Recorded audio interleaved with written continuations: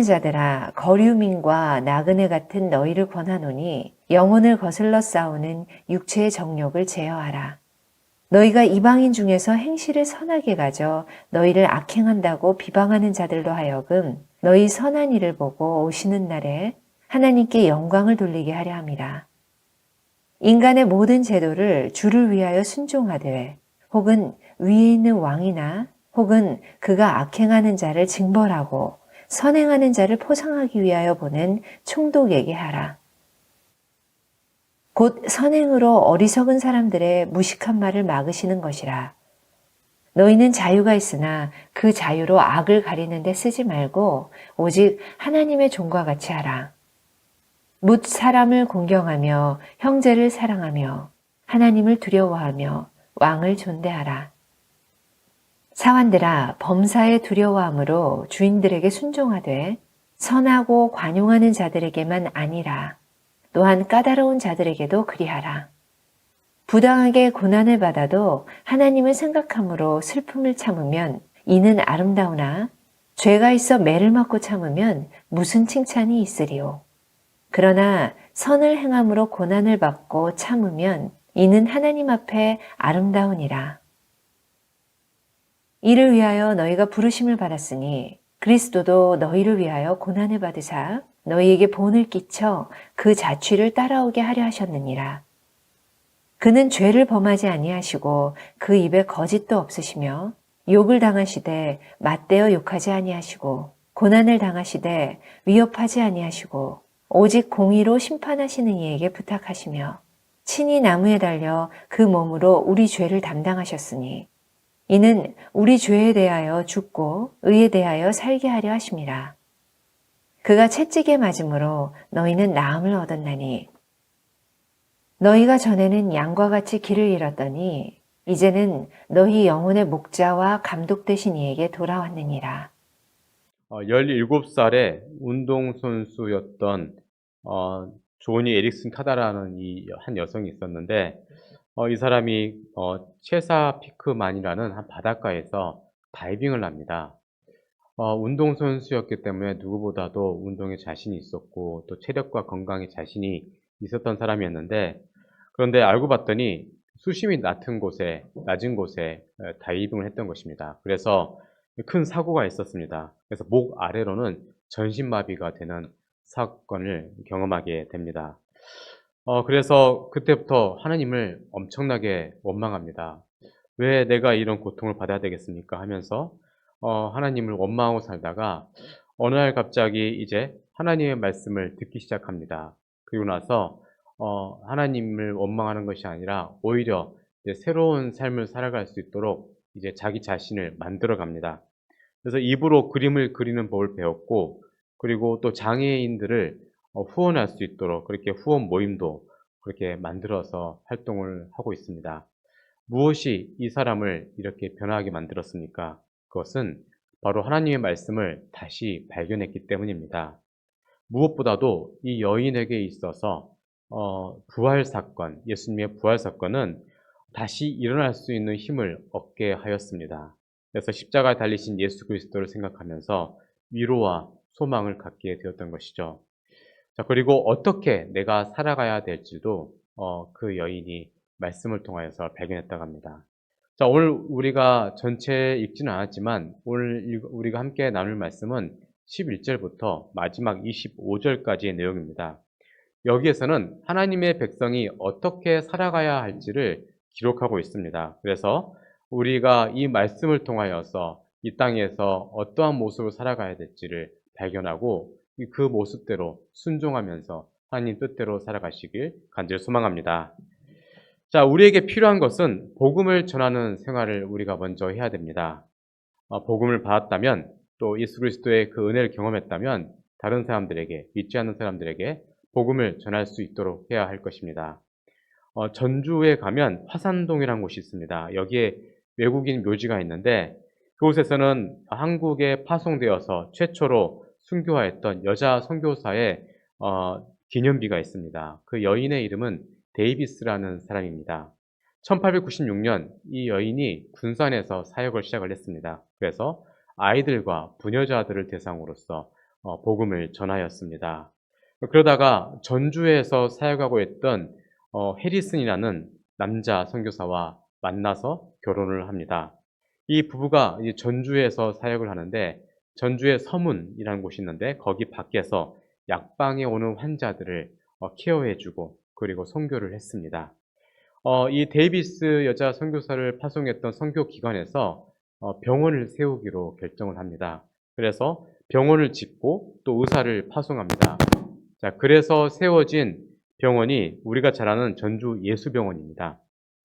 데이비스 선교사는 누구보다 복음에 대한 열정이 강했습니다. 그래서 집집마다 다니면서 한 해에 1885명을 혼자서 전도를 했다고 합니다. 이 기록적인 것이죠. 이 여인은 자기 몸을 돌보지 않고 복음을 전하였고 또 하나님 일 하는 것에 최선을 다하였습니다. 그랬더니 이 여인에게 병이 들어와서 41세라는 젊은 나이에 순교하게 되었습니다. 이 여인의 기념비에는 다음과 같은 글귀가 적혀져 있다고 합니다. 생명을 바쳐 선교한 여장부라고 이렇게 적혀져 있다고 합니다. 이 여인이 그러한 선교 사역을 감당할 수 있었던 것은 어머니의 역할이 컸다고 합니다. 어렸을 때부터 어머니가 십자가의 사랑을 사람들에게 전하는 일을 하였고 또 가난한 사람들 돌보는 사역을 했었다고 합니다. 그래서 자연스럽게 이게 자신의 삶에 있어서 큰 영향을 끼쳤던 것이죠. 자, 오늘 우리가 말씀을 이제 들어가겠습니다. 11절부터 12절 보면 다음과 같은 말씀이 기록되어 있습니다. 사랑한 자들아, 거루민과 나그네 같은 너희를 권하노니 영혼을 거슬러 싸우는 육체의 정욕을 제어하라. 너희가 이방인 중에서 행실을 선하게 가져 너희를 악행한다고 비방하는 자들로 하여금 너희 선한 일을 보고 오시는 날에 하나님께 영광을 돌리게 하려 함이라. 라고 기록되었습니다.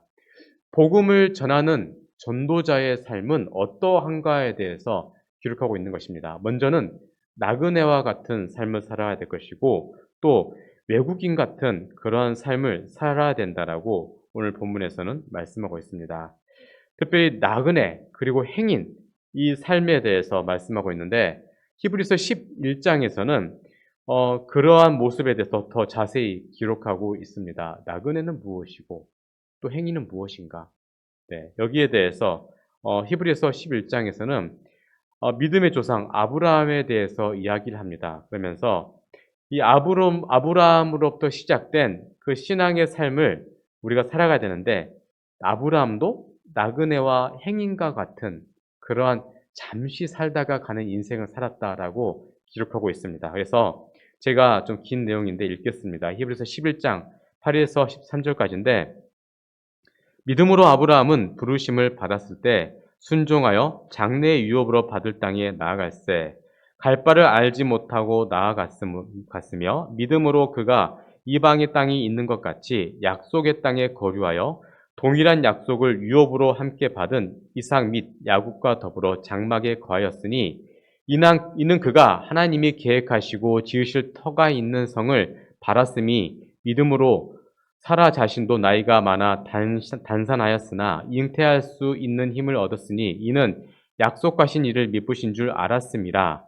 이러므로 죽은 자와 같은 한 사람으로 말미암아 하늘의 허다한 별과 또 해변의 무수한 모래와 같이 많은 후손이 생육하였느니라. 이 사람들은 다 믿음으로 따라 죽었으며 약속을 받지 못하였을 때 그것들을 멀리에서 보고 환영하며 또 땅에서는 외국인과 나그네임을 증언하였으니 라고 기록하고 있습니다. 네, 믿음의 조상 아브라함도 어쨌든 이 세상에서 나그네와 행인과 같은 인생을 살았다라고 기록하고 있습니다. 여기에서 순서가 있습니다. 뭐가 순서가 있는가 하면 먼저가 외국인입니다. 그리고 그 다음에 나그네이죠. 그래서 외국인과 같은 인생을 살아야 될 것이고 나그네와 같은 인생을 살아야 된다고 말씀하고 있습니다. 그래서 14절부터 16절을 보면 그들이 이같이 말하는 것은 그들이 자기들이 본향 찾는 자임을 나타냅니다. 그들이 나온 바 본향을 생각하였더라면 돌아갈 기회가 있었으려니와 그들이 이제는 더 나은 본향을 사모하니 곧 하늘에 있는 것이라. 이러므로 하나님이 그들의 하나님이라 일컬음 받으심을 부끄러워하지 아니하시고 그들을 위하여 한 성을 예비하셨느니라 라고 기록되었습니다. 자, 우리가 예수를 믿는 순간 이제 하나님 나라의 시민이 되었고 그 나라 백성이 되었습니다. 이 땅의 삶이 전부가 아니다는 것을 이제 알게 됩니다. 그래서 이 땅의 모든 것을 위해서 살아가는 사람들은 나그네로 살아갈 수는 없지만 이 땅의 것들을 바라보지 않는 사람들은 나그네와 행인과 같은 삶을 살아갈 수밖에 없다는 것입니다. 자, 그래서 우리는 이제 이 땅의 시민권을 가지고 살아가는 것이 아니라 저 영원한 나라에 대한 시민권을 가지고 살아가는 것이기 때문에 나그네로 외국인처럼 그렇게 살아가야 된다는 것입니다. 자, 그렇다면 나그네가 나그네답게 살려면 어떻게 해야 되겠습니까? 자, 먼저는 육체의 정욕을 버리고 선한 행실에 힘써야 됩니다. 자, 우리는 육체의 정욕이 가득한 사람이죠. 네, 아마도 우리의 구성 자체가 흙으로 되어 있기 때문입니다. 흙으로 만들어져 있는 우리는 땅의 것들을 우리가 요구할 수밖에 없는 것이죠. 게다가 아담의 후손 아니겠습니까? 네, 우리의 마음속에는 정욕이 가득합니다. 한 일화가 있습니다. 2001년도에 여러분 기억하십니까? 9월 11일 날 큰 사건이 미국에서 일어났습니다. 자, 9.11 테러 사건이죠. 자, 이슬람 극단주의 세력이 비행기 4대를 납치를 합니다. 그래서 세계 무역센터와 펜타곤을 공격을 했습니다. 당시의 사망자가 2,996명, 부상자는 6,261명이었습니다. 자, 세계 역사상 가장 큰 최악의 테러 사태였습니다. 자, 희생자를 구하기 위해서 당시에 소방관, 경찰관들이 투입이 됐는데 이들 중에서도 412명이 순직하였습니다. 그래서 이 사건에 충격을 받았던 어느 미국의 대학교의 교수였던 리처드 호슬이라는 사람이 2002년에 예수와 제국이라는 책을 썼습니다. 그 교수가 보았을 때 이 9.11 테러가 그냥 일어난 게 아니라는 것이죠. 왜 일어났을까 생각해 보니까 결국 미국, 우리들 때문에 일어난 사건이라고 그가 생각을 했던 것입니다. 이게 무슨 말인가 하면 1990년 이라크가 쿠웨이트를 침공할 때가 있었습니다. 그때 이 중동의 석유 자원을 보호하기 위해서 어떤 일이 있었는가 하면 미국이 34개 연합군을 이끌고 이라크를 공격을 합니다. 1991년 1월 16일부터 약 42일간 사막의 폭풍작전을 일으킵니다. 수많은 전투기, 수많은 첨단 무기를 이용하여서 이라크를 정말 쑥대밭으로 만들었습니다. 한 달 만에 이라크가 항복 선언을 합니다. 이라크가 아무리 군인이 많았다 한들 미국의 첨단 무기 앞에서는 어쩔 수가 없었습니다.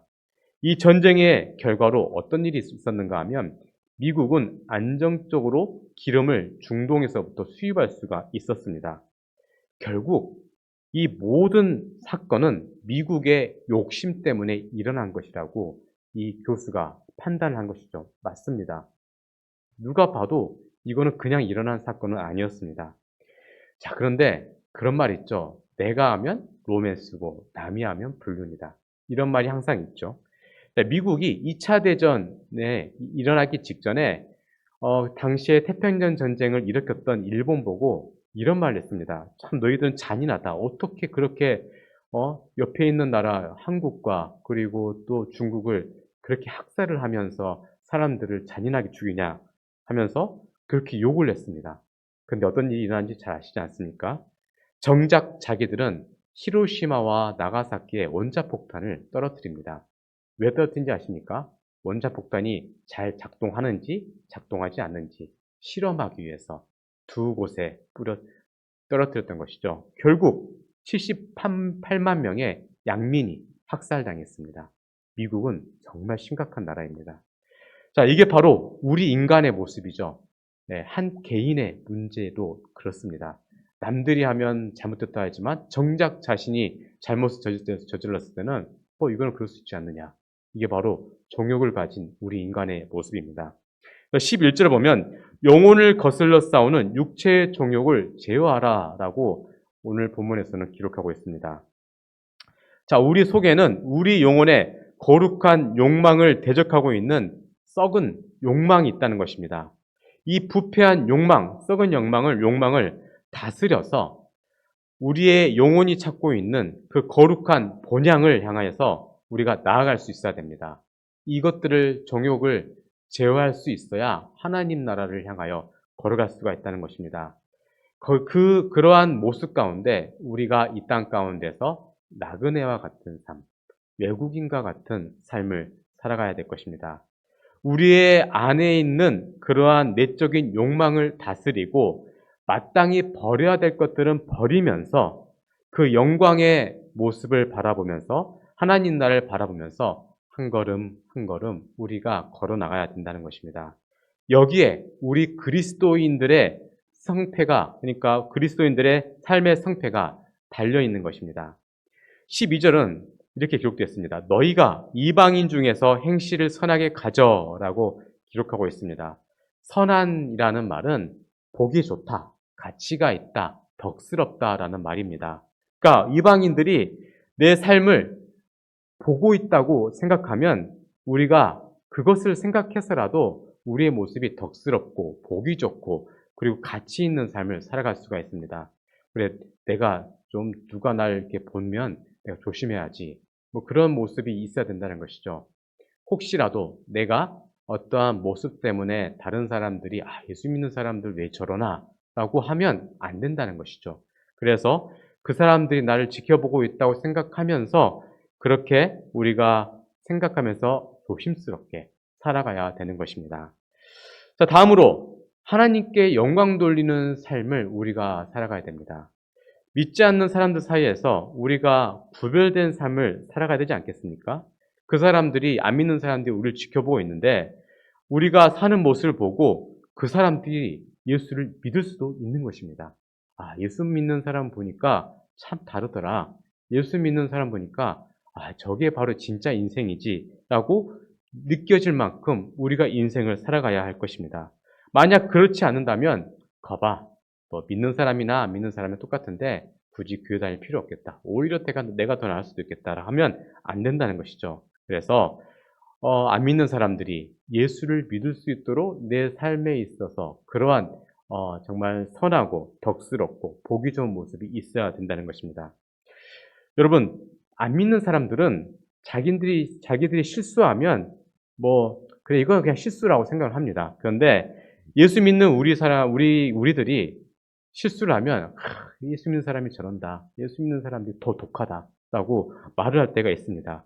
그렇기 때문에 항상 우리의 모습을 신경을 써야 될 것이고, 그리고 또 그들이 예수 믿는 사람 참 다르다 하면서 안 믿는 사람들이 우리를 보면서 하나님께 영광 돌릴 수 있도록 그렇게 우리가 이 땅에서 살아가야 된다라고 우리가 읽었던 본문과 함께 마지막 절까지는 이렇게 이야기하고 있습니다. 자, 어느 불신자가 있었습니다. 근데 불신자가 실제로 그렇게 우리의 모습을 보고 예수를 믿게 되었습니다. 그래서 하나님 앞에 갔는데 하나님이 물을 거 아닙니까? 아무개야, 너는 어떻게 해서 예수를 믿었냐? 하고 아시지만 물어보신다면 아마 그 사람은 이렇게 대답을 할 겁니다. 그 어떤 사람을 내가 보고 이렇게 예수를 믿었습니다. 예수 믿는 사람 보니까 참 너무 덕스럽고 가치가 있어서 나도 가치 있는 삶, 덕스러운 삶을 살기 위해서 이렇게 예수 믿고 천국에 왔습니다. 라고 답할 수 있어야 된다는 것이죠. 네. 이것을 통하여서 하나님께 영광 돌릴 수 있어야 된다는 것입니다. 자, 우리의 마지막 심판이 이루어진 날에도 하나님께서는 우리에게 물어보실 것입니다. 김 목사야, 너는 어떻게 해서 예수를 믿게 되었느냐? 아무개야, 너는 어떻게 예수를 믿게 되었냐? 하면 저도 누군가를 보고 이렇게 예수를 믿게 되었습니다. 예수를 믿어보니까 참 그 사람처럼 되는 것을 보면서 내 스스로도 너무나도 뿌듯했습니다라는 그러한 모습이 우리에게도 있어야 되지 않겠습니까? 이처럼 그리스도인들의 아름다운 모습들은 하나님 앞에 영광을 돌릴 수 있는 그러한 근거가 되는 것입니다. 그래서 오늘 주신 12절 보면 너희가 이방인 중에서 행실을 선하게 가져 너희를 악행한다고 비방한 자들로 하여금 너희 선한 일을 보고 오신 날에 하나님께 영광을 돌리게 하려 함이라 라고 기록하고 있습니다. 자, 우리가 살아가는 일상생활 중에서 직장이라든지 또 가정에서 우리에게 있어서 간증거리 같은 모습들이 있어야 될 것입니다. 예수 믿는 엄마는 다르다. 예수 믿는 아빠는 다르다. 뭐 그러한 모습들이 가족들에게 또 직장의 동료들에게 있어야 될 것입니다. 그러한 말이 없다면 우리가 전하는 그 메시지가 힘을 잃어버리게 되는 것입니다. 오늘 주신 말씀 13절에서 18절까지의 내용은 그리스도인들이 순종을 왜 해야 되는지에 대해서 또 기록하고 있습니다. 우리는 장로교는 어떠한 자세를 우리가 가져야 되는가 하면 부모를 공경하는 그것이 이제 조금씩 확장이 되어져 갑니다. 그래서 부모를 공경하라는 그 하나님의 말씀은 어떠한 공동체의 리더에게 순종하는 모습을 보여줘야 될 것이고, 또 우리가 살고 있는 이 나라의 대통령에게도 설령 뭔가 좀 마음에 안 들고 뭔가 좀 이상하다 할지라도 그분이 예수를 믿지 말라고 하지 않으면 순종할 수 있는 모습을 우리가 가져야 된다는 것입니다. 권위에 대해서 도전하지 말고 권위에 순종하라고 성경은 가리킵니다. 특별히 13절에서 18절에 보면 그러한 내용이 있습니다. 근데 만약에 예수를 믿지 말라, 전도하지 말라라고 우리에게 그러한 신앙과 관련돼서 명령을 한다면 그것만은 우리가 순종할 수 없습니다라고 거부할 수 있어야 됩니다. 특별히 사도행전 14장을 보면 베드로에게 권력자들이 전도하지 말라라고 명령을 합니다. 거기에 대해서 14장 19절은 이렇게 기록하고 있습니다. 베드로와 요한이 대답하여 이르되 하나님 앞에서 너희의 말 듣는 것이 하나님의 말씀을 듣는 것보다 옳은가 판단하라 라고 기록되어 있습니다. 이게 무슨 말인가 하면 다 듣겠지만 전도하지 말라는 것은 들을 수가 없습니다 라고 거부했다는 것이죠. 그는 하나님의 말씀을 순종하는 것을 선택을 하였습니다. 그 결과적으로 감옥에는 갇혔습니다. 그러나 하나님께서는 그의 사역을 계속해서 열어주셨던 것이죠.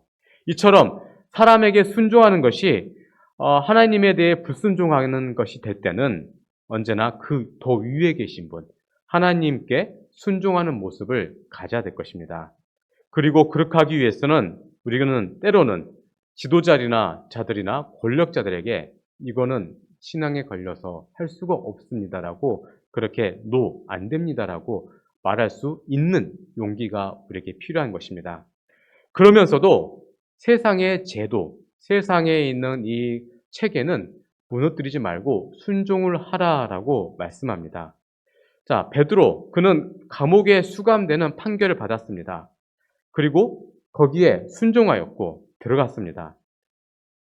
아무리 세상의 법률이, 세상의 법이 이상하다고 할지라도 그 법에 순종할 수 있는 모습이 필요한 것입니다.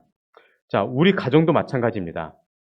가정에 있어서도 부모님의 말이 설령 내 생각과 다르다 할지라도 부모님의 말씀이니까 순종을 하겠습니다. 그 이유는 하나님께서 저를 당신들의 자녀로 세워주셨고 또 당신들은 내 부모이기 때문에 그 말씀에 순종합니다는 그 마음을 가지고 아버지 어머니에게 순종을 해야 되는 것이죠. 그런데 혹시라도 부모님께서 너 얘도 교회 가지 마라, 너 예수 믿지 마라 하면 거기에 대해서 죄송합니다. 다른 것은 다 들을 수 있지만 이것만큼은 들을 수가 없습니다 하면서 아닙니다라면서 그것에 거부할 수 있는 모습이 필요하다는 것을 2장에서는 말씀하고 있는 것입니다. 그래서 언제나 순종의 자세를 가져라. 대신에 신앙의 문제에 있어서 그것이 걸림돌이 된다면 그 위에 있는 하나님을 바라보고 하나님의 뜻대로 살아라 하는 것이 베드로전서 2장의 말씀의 내용입니다. 자, 여러분, 우리가 잘 아는 성경 중에 다니엘이 있습니다. 다니엘서가 있죠. 다니엘서 3장에 무슨 내용인지 아십니까? 다니엘의 세 친구가 나옵니다. 사드락, 메삭, 아벳느고. 금신상에 절을 하라고 시킵니다. 그런데 이 세 친구가 금신상에 절을 하지 않습니다. 그럼에도 불구하고 왕은 이 세 친구를 아꼈습니다. 왜냐하면 너무나도 필요한 인재들이었기 때문이죠. 비록 이방 왕이었긴 하지만 이 세 친구들은 열심히 자기에게 맡겨진 일에 충성을 하였습니다. 그러나 신앙에 있어서 금신상에서는 절대로 양보할 수가 없었던 것이죠. 그래서 느부갓네살 왕 앞에서 아니요라고 분명히 대답을 했습니다. 그래서 풀무불에 던져지게 되었죠. 여러분, 풀무불에 던져졌는데 어떤 일이 일어났습니까? 불 안에서 몇 명이 있었습니까? 4명이 있었죠. 한 사람은 하나님이셨습니다. 네. 우리가 어떠한 어려움이 있다 할지라도 우리가 그 일 때문에 어려움을 겪는다면 하나님께서 반드시 그 불 가운데서도 지켜 주실 것입니다. 믿으십니까? 왜냐하면 모든 역사의 주권자는 하나님이시기 때문입니다. 온전히 우리가 하나님의 주권을 믿는다면 하나님 앞에 그렇게 설 수 있는 강단이 필요합니다. 우리의 정부가 잘못됐을 때 우리가 예수 믿는 사람으로서 또 교회로서 그 어떠한 제도나 체제를 우리가 부인하진 않지만 신앙에 있어서는 우리가 거부할 수 있는 모습이 필요합니다. 우리가 코로나 시기에 교회가 참 핍박을 많이 받았습니다. 마치 교회가 어떠한 코로나의 모든 발원지인 것처럼 이야기를 했습니다. 제가 인천에서 부목사 할 때 어떤 일이 있었는가 하면 근처 교회에서 코로나 확진자가 많이 나왔습니다. 그래서 교회 사람들을 전체 전수 검사를 했는데 참 사진을 얄밉게 찍습니다. 어떻게 찍는가 하면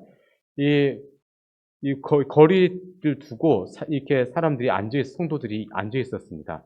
정면을 찍어야 되지 않겠습니까? 옆으로 측면을 찍습니다.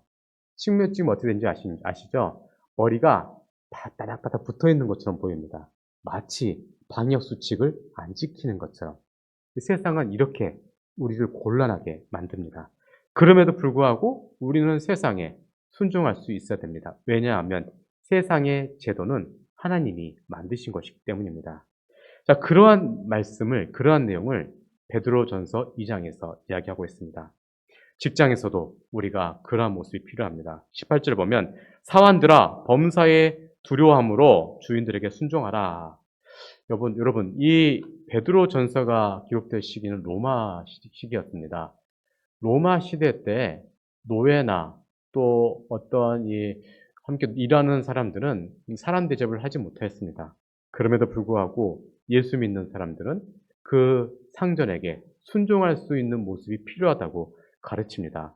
나에게 잘해주고 인격이 훌륭하고 존경스러운 그런 주인은 아니다 할지라도 그 주인이 모난 사람이라 할지라도 주인에게 순종하라 라고 말합니다. 그래서 선하고 관용하는 자들에게만 아니라 또한 까다로운 자들에게로 그리하라 라고 오늘 본문에서는 말씀하고 있습니다. 까다로운 주인, 나를 못 살게 하고 사사건건 간섭하고 우리를 힘들게 하는 사람이라 할지라도 거기에 순종하는 모습을 가져라 라고 말씀합니다.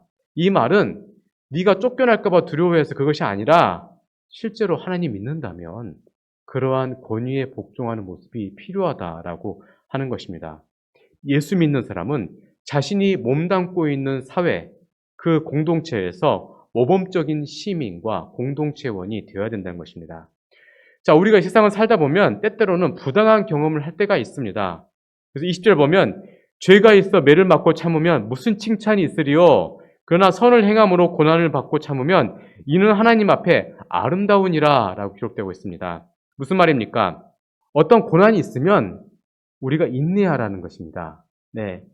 우리가 억울한 일을 당할 수 있는데 그때라 할지라도 참고 이기라는 것입니다. 그게 승리의 비결이라는 것입니다. 로마서 12장 16에서 19절 보면 다음과 같이 말씀합니다. 서로 마음을 같이하여 높은 데 마음을 두지 말고 도리어 낮은 데 처하며 스스로 지혜는 체하지 말라.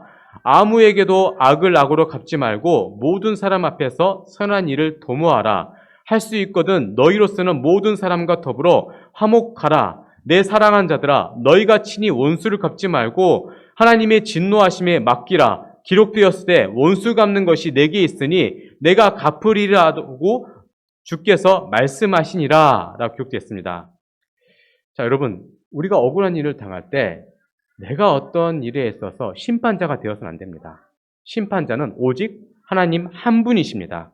그래서 내가 어떠한 억울한 일을 당했을 때 내가 직접 심판하려고 하지 말고 하나님께서 심판하시도록 맡기라는 것입니다. 만약에 그렇지 않고 내가 심판하게 되면 월권행위가 되는 것이죠. 내가 하나님입니까? 내가 세상의 창조자입니까? 아니죠. 네, 똑같은 죄인인데 우리가 누군가를 정죄하고 누군가를 심판할 수는 없는 것입니다. 그렇기 때문에 하나님께 맡기라는 것입니다. 그리고 그 다음 할 일이 인내라는 것입니다.